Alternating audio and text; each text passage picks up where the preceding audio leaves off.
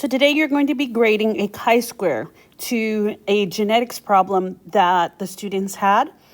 Each bullet point can be earned independently of the others for a maximum of 7 points. For starters, the students must say reject the null hypothesis.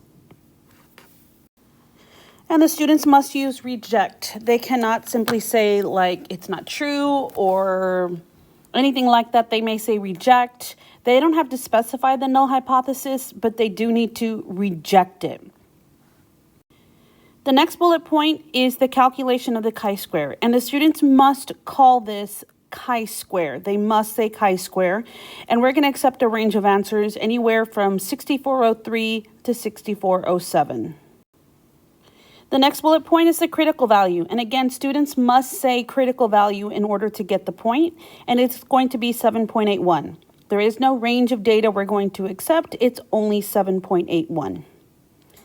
Next, the students earn a point if they say that the degrees of freedom is equal to 3, and they can abbreviate it DOF.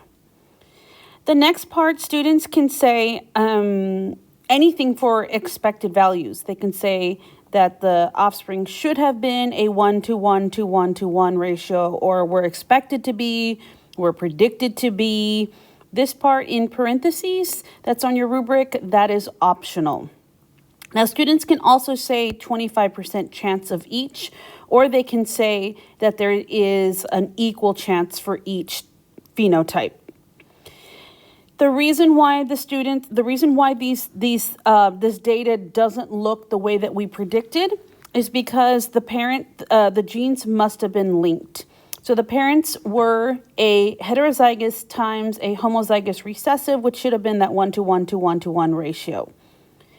One thing to note and one thing to add to this rubric is that it should also have one bullet point for the p-value of 0.05. And each of these bullet points can be earned independently of each other. So what that means is that a student can get partial credit if they only answer one or two of the bullets. The things that you see in quotation marks, those are required to be said.